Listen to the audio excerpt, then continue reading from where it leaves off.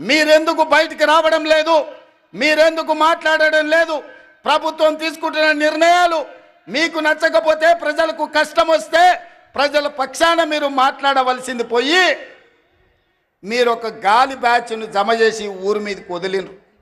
వాళ్ళ మాటలు ఎప్పుడైనా మీరు విన్నారా? చంద్రశేఖరరావు గారు ఏం మాట్లాడుతున్నారో, ఏం చేస్తున్నారో?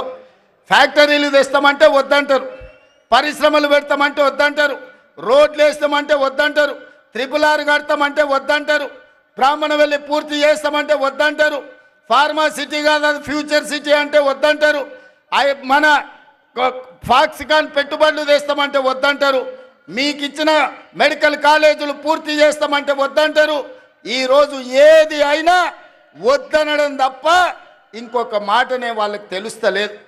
నేను అడుగుతున్నా, ఏది వద్దన్నప్పుడు, భూసేకరణ చేయొద్దన్నప్పుడు, పెట్టుబడులు రావద్దన్నప్పుడు, కాలేజీలు తెరవద్దన్నప్పుడు, బైక్ సర్వీస్ సెంటర్ బిజినెస్ చేస్తూ 6 లక్షలు సంపాదిస్తున్నారు అబ్దుల్ గారు. మీరు వారి నుండి ఈ బిజినెస్ గురించి నేర్చుకోవాలా? అయితే ఫ్రీడమ్ యాప్ని డౌన్లోడ్ చేసుకోండి.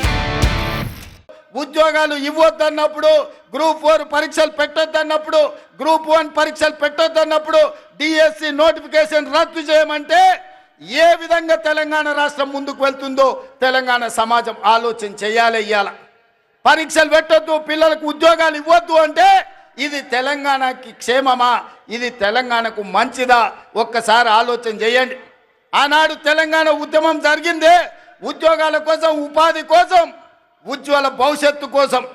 నూనూగు మీసాల యువకులు ఉస్మానియా యూనివర్సిటీ, కాకతీయ యూనివర్సిటీలలో తెలంగాణ ఉద్యమాన్ని ఉవ్వెత్తున లేపి ఓ ఈశాన్ రెడ్డి, ఓ వేణుగోపాల్ రెడ్డి, ఓ కానిస్టేబుల్ కిష్టయ్య, ఓ యాదయ్య వీళ్ళందరూ ఆత్మ బలిదానాలు చేసుకొని శ్రీకాంతాచారిని ఆదర్శంగా తీసుకొని వాళ్ళు ప్రాణ త్యాగాలు చేసింది వాళ్ళ భవిష్యత్ తరాల పిల్లలకు ఉద్యోగ ఉపాధి అవకాశాలు రావాలి, వాళ్ళ బతుకులైన బాగుపడాలి అని కదా తెలంగాణ కోసం త్యాగం చేసింది.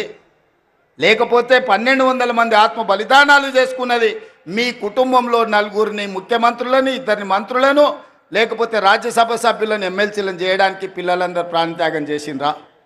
మీ 4 కోసం మీ పిల్లలు త్యాగం చేసిరా? 4 కోట్ల తెలంగాణ ప్రజల కోసం ప్రాణత్యాగం చేసిండ్రా? నువ్వు ఒక్కసారి ఆత్మ పరిశీలన చేసుకోండి చంద్రశేఖరరావు గారు. ఇవాళ మేము భావిస్తున్నాం 1200 మంది తెలంగాణ బిడ్డల ఆత్మ బలిదానాల పునాదుల మీద ఏర్పడి తెలంగాణ రాష్ట్రం, ఈ తెలంగాణలో ఉండే నిరుద్యోగ రాక్షసిని ఈరోజు బంధించాలి, నిరుద్యోగ యువకులకు ఉద్యోగాలు ఇచ్చి ప్రయోజకులను చెయ్యాలన్న ఆలోచన ఇవాళ కాంగ్రెస్ పార్టీ చేసింది. 15,000 కానిస్టేబుల్ల ఉద్యోగాలు ఇస్తే నల్గొండలో వేలాది ఉద్యోగాలు వచ్చినాయి.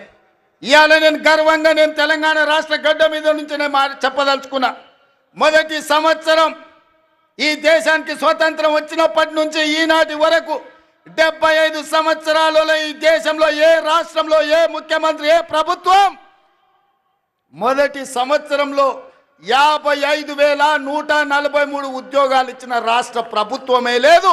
తెలంగాణలో మా ప్రభుత్వం ఇచ్చింది.